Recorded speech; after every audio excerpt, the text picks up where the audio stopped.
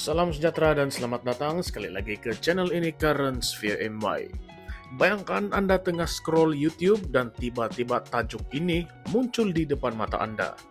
Terbongkar, DAP Sabah bergolak teruk sebelum PRN 17. Ada agenda tersembunyi? Nah, kalau Anda klik video ini, bersedialah. Sebab apa yang berlaku dalam DAP Sabah sekarang ini bukan sekadar pergeseran kecil. Ia sebenarnya membuka cerita yang lebih besar. Kisah tentang pergelutan kuasa, ketegangan generasi, dan mungkin kejatuhan dominasi DAP di Sabah sebelum PRN 17 pun bermula. Baiklah, mari kita mulakan, jangan kita buang masa.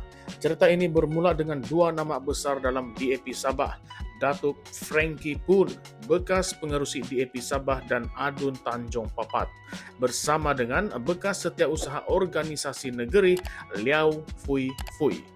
Dua-dua tokoh lama, bukan orang baru, bukan oportunis politik, tetapi mereka membuat keputusan yang besar, yaitu keluar dari DAP, dan bukan keluar seorang-seorang, tetapi membawa sekali dua cawangan DAP di bawah pimpinan mereka. Frankie kata keputusan ini bukan dibuat secara tergesa-gesa. Ia adalah hasil daripada penilaian teliti terhadap apa yang berlaku dalam parti sejak kebelakangan ini. Dan ayat yang paling pedas, beliau nampak ada tindakan tersirat daripada kepimpinan tertentu dalam DAP yang menunjukkan wujud agenda tersembunyi untuk menggantikan kepimpinan di Tanjung Papat tanpa rundingan langsung. Bayangkan, seorang bekas pengurusi negeri sendiri pun rasa dipinggirkan dan ditolak begitu sahaja. Lebih menarik, Frankie turut mendakwa bahwa hala tuju DAP Sabah sekarang hanya fokus kepada kelompok muda untuk mengetuai parti. Dan dalam proses itu, mereka abaikan peranan pemimpin veteran dan senior yang selama ini berkorban dan menyumbang kepada parti sejak awal. Maksudnya, DAP Sabah kini sedang bergerak ke arah generational shift. Tetapi persoalannya, adakah ini benar-benar transformasi ataupun satu usaha untuk singkirkan suara-suara lama yang mungkin tidak sehaluan dengan agenda baru parti? Kalau kita tengok dari luar, DAP selalu menonjolkan imej sebagai parti inklusif, parti meritokrasi yang menghargai pandangan semua peringkat. Tetapi apabila tokoh lama sendiri keluar dengan kenyataan yang begitu keras, kita mula tertanya-tanya, adakah DAP Sabah kini sedang diambil alih oleh kumpulan tertentu? Frankie dan Liao juga tekankan bahwa mereka masih akan terus berkhidmat kepada rakyat, cuma kali ini tanpa mana-mana bendera parti. Katanya apabila prinsip kejujuran, saling menghormati dan perjuangan bersama sudah tidak dihargai, mereka pilih untuk keluar dengan hati yang teguh. Mereka tidak mahu berpura-pura berjuang di bawah bendera yang sudah hilang roh perjuangannya. Dan kalau Anda perasan, langkah keluar ini datang tepat sebelum PRN 17 Sabah, satu masa yang sangat sensitif. Dalam politik, apabila tokoh senior keluar parti menjelang pilihan raya, itu bukanlah kebetulan.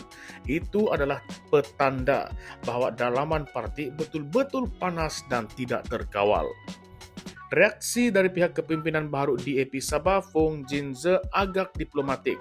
Beliau mengucapkan terima kasih dan katanya akan terus bekerja dengan rendah hati dan berkhidmat untuk rakyat. Tetapi kalau kita baca di antara baris, seolah-olah DAP Sabah sedang cuba mengawal kerosakan, supaya tidak nampak terlalu berpecah di depan umum.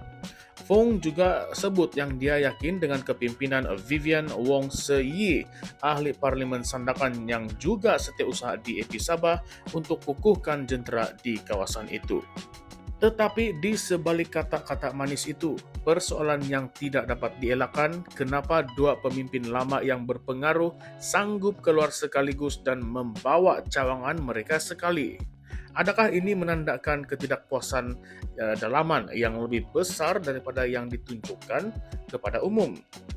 Tambahan pula, berdasarkan laporan terkini, belum jelas sama ada Frankie pun akan menyertai mana-mana parti baharu seperti Warisan contohnya.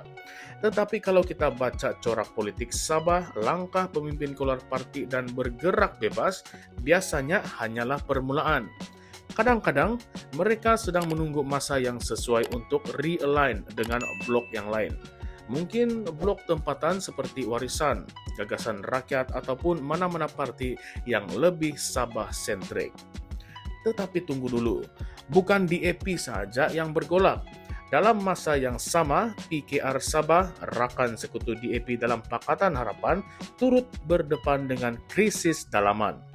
3 sumber dalaman mendedahkan bahwa 17 ketua dan timbalan bahagian PKR Sabah baru-baru ini adakan mesyuarat rahsia di Kota Kinabalu. Mereka marah dengan campur tangan pemimpin PKR pusat dari Kuala Lumpur. Isu utama, calon-calon PRN17 dipilih secara paksa tanpa rundingan dengan pemimpin tempatan. Mereka mendakwa jentera negeri macam diambil alih oleh pusat. Ini pun bukan isu yang baru. Sejak era Azmin Ali dulu pun PKR Sabah memang terkenal dengan pergeseran antara blok pusat dan blok negeri.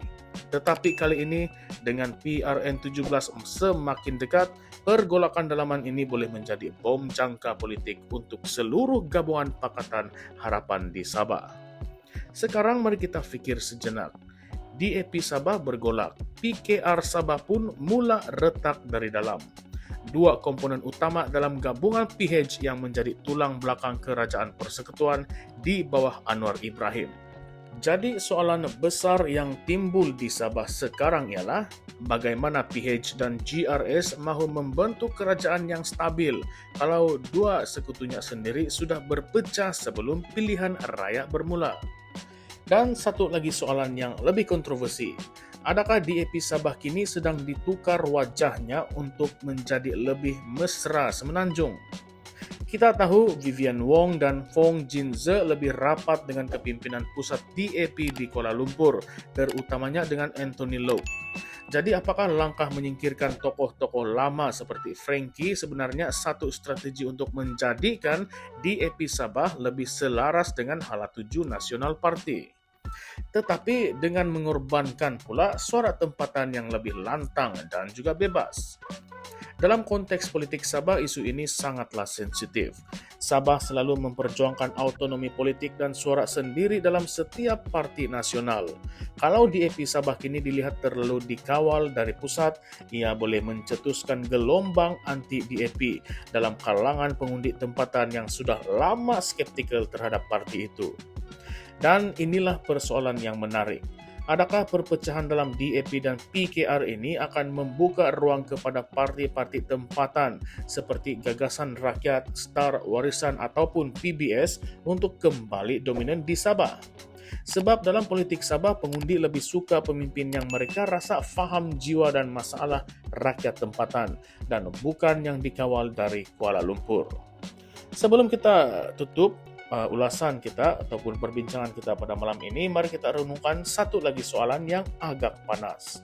Adakah pergolakan ini sebenarnya strategi pembersihan dalaman DAP untuk memastikan parti lebih muda, lebih patuh, dan lebih terkawal sebelum PRN17? Atau adakah ini tanda awal bahwa DAP Sabah sedang kehilangan sentuhan akar umbi dan veteran yang dulu menjadi tulang belakang parti yang kini rasa dikhianati? Kalau Anda tanya saya, krisis ini bukan sekadar isu dalaman. Ia mungkin tanda awal keretakan dalam gabungan PH di Sabah yang boleh memberikan kesan besar kepada pembentukan kerajaan selepas PRN17 nanti. Kalau DAP dan PKR tidak dapat mengawal keadaan, jangan terkejut kalau kuasa politik Sabah kembali ke tangan parti-parti tempatan sepenuhnya. Dan sebelum Anda klik ke video lain pula, saya ingin tinggalkan persoalan lagi untuk kita fikir bersama-sama. Adakah DAP Sabah kini sedang berubah untuk menjadi parti yang lebih modern dan muda atau sebenarnya sedang kehilangan jati diri Sabah yang diperjuangkan selama ini? Baiklah, kongsikan pandangan Anda di ruangan komen di bawah.